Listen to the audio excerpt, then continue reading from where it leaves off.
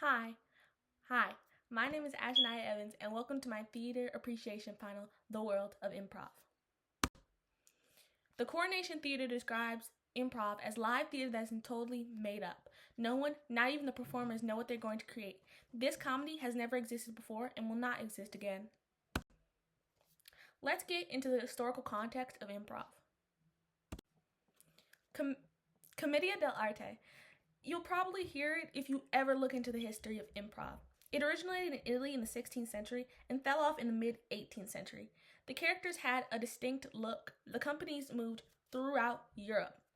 The scenes were outlined, but dialogue and action were completely improvised based on the performers. Then we have vaudeville. The term is believed to have originated in the 15th century France, but vaudeville extended from the 1890s to the early 1930s. Improvisation was tailored to the audience. The performers had no specific intentions other than to entertain. Then there's music. Music, especially jazz music, has had a big hand on improv and theater at large. It heavily influenced it and vice versa. That's why music and theater are so intertwined. Musicians such as Louis Armstrong and Jelly Morsitz set the tone for what making music an important facet of improv. Let's get into some basic concepts of improv to better help you understand it. If you take an improv class, you'll probably hear of yes and. It's basically a pillar of improv. It's an acceptance principle. When someone states something in a scene, accept it as the truth and go with the flow and keep the conversation flowing. There are 3 different main forms of improv. There's short form, long form, and narrative form. Short form is usually contained within scenes. It's games and it has rules and stipulations. Long form can be a continuous show for an audience. A great example of long form is The Herald. Narrative form is big on storytelling. It's where the longer plays come in. It's fleshed out with characters with their own backstories and intricacies. Now, let's talk about important figures in improv and one very important name of a company in improv.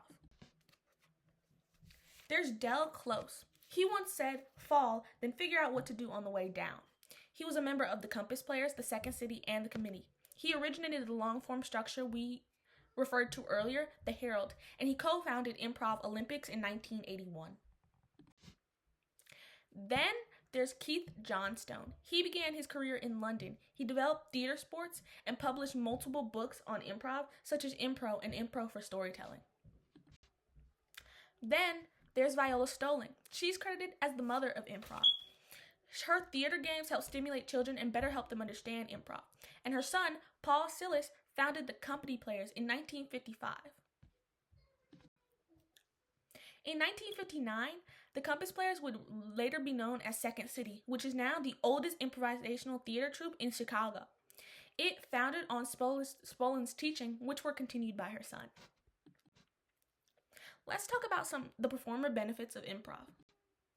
Improvisation can teach one to expect the unexpected. It requires putting in deep thought and effort. It also helps someone with teamwork. You have to collaborate with other people, bounce your work off of them, and form a cohesive storyline. There are rules to follow, but you can make it work. That's what I learned based off improv, and I hope this slideshow was informational to you. The end.